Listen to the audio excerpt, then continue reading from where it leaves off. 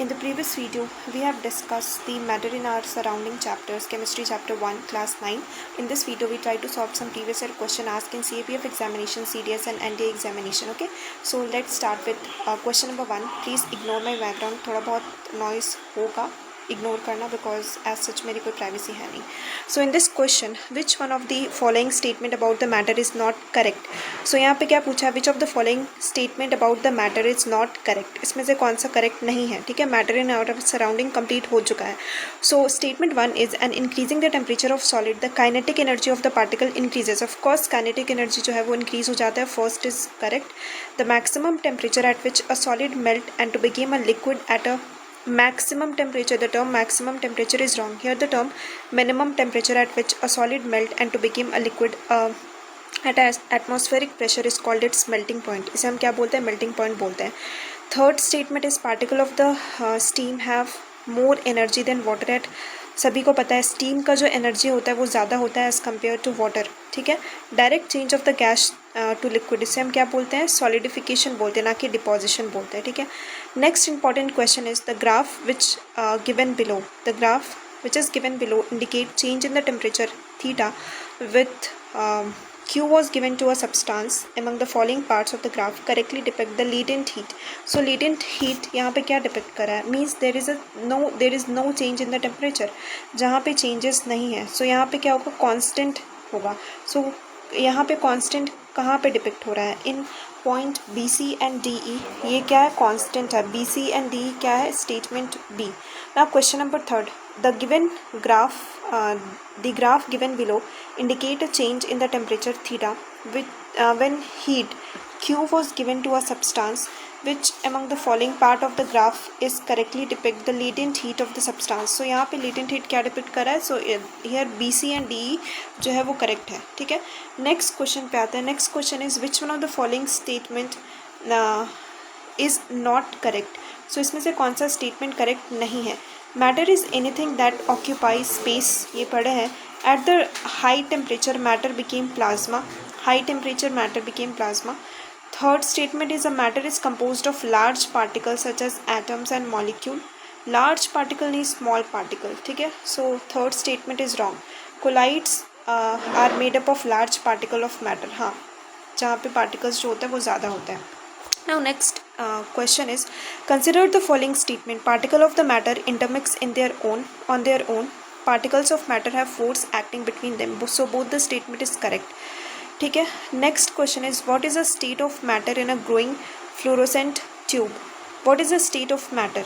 सो यहाँ plasma is a state of matter. ठीक है, ग्रोइंग फ्लोरोसेंट ट्यूब में कौन सा स्टेट होता है, प्लाज्मा होता है. Next question is Bose-Einstein condensate that is BEC is formed by cooling a gas at extremely low density about 100,000 the density of the normal air, and this is second state of matter, third state of matter, fourth state of matter and fifth state of matter.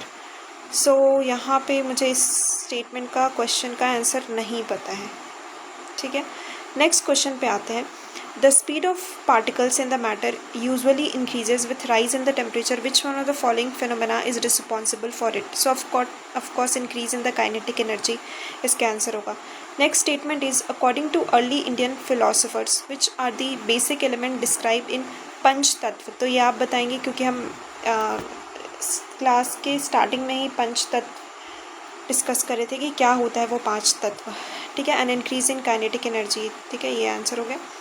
Next है a change of state directly from solid to gas. क्या होता है, sublimation. Sorry, solidification नहीं होता है, sublimation. The term हम शायद पहले डिफ्यूजन और डिसोल्यूशन में ये टर्म यूज़ किए थे. सब्लिमेशन होता है ना कि सॉलिडिफिकेशन. सब्लिमेशन. ठीक है, द टर्म सब्लिमेशन. ना by what mechanism does scent spread. Diffusion से ये स्प्रेड होता है. नेक्स्ट है latent heat correspond to the change in the heat at a constant speed. constant क्या constant, latent heat में क्या होता है, constant temperature होता है. वॉल्यूम का ऐसा कोई बात नहीं हुआ था, so constant temperature पे होता है. steam at 100 degree Celsius is more effective in heating than water at a same temperature because steam is the gaseous state and water is a liquid state. No, Steam has an additional heat known as latent heat. Of course, option B is correct. Now, question number next question is, which one of the following can extinguish fire more quickly? Boiling water. Next है, what do you, या cold water या hot water या ice? I guess boiling water होना चाहिए इसका answer, है ना? Boiling water, हाँ, boiling water. Now next question is, why do you think that cool under a tree but not under a tin shed on a sunny day? Because the green gas of the tree gives the cool feeling. Photosynthesis absorb heat. Leaf convert water vapor into water, which is a heat absorbing process.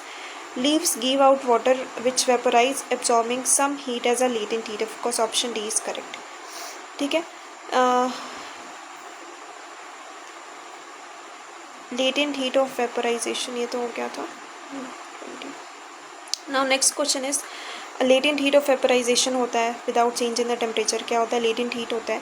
Which of the following statement about a latent heat for the given substance is or are correct? It is fixed at a given temperature. Of course fixed होता है. So option 1 तो correct है और एक ही option B और D है, बाकी दो option गया.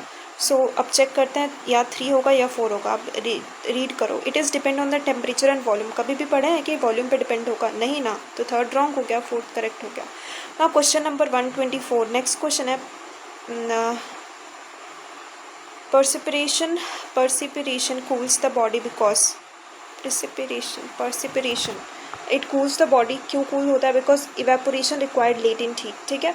the pressure cooker work on the principle of what? elevation of boiling point of water by application of pressure, making a food grain softer by application of pressure, making the food grain softer by application of pressure and temperature, keeping the food grain inside the steam for a longer period of time. So इसका answer होना चाहिए making the food grain, I guess elevation of boiling point by the water application of pressure. 1 होना चाहिए इसका answer. Next है, perspiration cools the body because evaporation of latent heat. ठीक है. सो हाँ, यहाँ पे 1 हो गया आंसर. ठीक है. नेक्स्ट पे आते हैं. ड्राई आइस क्या है? Dry ice is solid carbon dioxide. ठीक है. Dry ice solid carbon dioxide होता है, सभी को पता होगा. The phenomena of the change of liquid into vapour. Liquid into vapour क्या होता है? At below the above the boiling point नहीं होता है, it is below the boiling point. Below at its boiling point होता है. So option C is correct. ठीक है. Below at its boiling point होता है. ठीक है. Now next question is, rate of evaporation increase with increase its. Evaporation कब increase होगा? इवेपोरेशन जब विंड स्पीड ज़्यादा होता है. सो थर्ड गया, क्योंकि डिक्रीज़ नहीं होगा. डिक्रीज़ इन टेम्परेचर, नहीं, टेम्परेचर ज़्यादा होना चाहिए. इंक्रीज़ इन ह्यूमिडिटी, नो, कम होना चाहिए. Increase in surface area. So ठीक है. So option A is correct. हम लोग इवेपोरेशन लास्ट में ही पढ़े थे, चैप्टर में लास्ट पार्ट में पढ़े थे इवेपोरेशन की. विंड स्पीड ज़्यादा होना चाहिए, ह्यूमिडिटी कम होना चाहिए, सरफेस एरिया ज़्यादा होना चाहिए, फिर हमारा टेम्परेचर ज़्यादा होना चाहिए, सनी डे होना चाहिए. ठीक है. The rate of evaporation of liquid does not depend upon volume. ठीक है. टेम्परेचर पे डिपेंड होता है, ह्यूमिडिटी पे डिपेंड होता है, surface area expose to atmosphere पे होता है. मास पे होता है क्या? नहीं, आई डोंट थिंक कि मास पे होना चाहिए, बट मास ही होगा इसका आंसर. नेक्स्ट है, rate of evaporation increases with, ये तो कर लिए. हाँ, ऑप्शन सी, मास. ठीक है. नेक्स्ट क्वेश्चन है, which of the following statement is correct? Both boiling point and evaporation are surface phenomena. Boiling point is bulk phenomena but evaporation is a surface phenomena. So हमारा boiling point जो होता है वो bulk phenomena होता है, but evaporation जो होता है वो सरफेस फिनोमेना होता है. Both boiling point and evaporation और बल्क फिनोमेना नहीं. Boiling point is a surface phenomena but evaporation is a bulk phenomena. ये नहीं होगा, ऑप्शन डी करेक्ट है. ठीक है.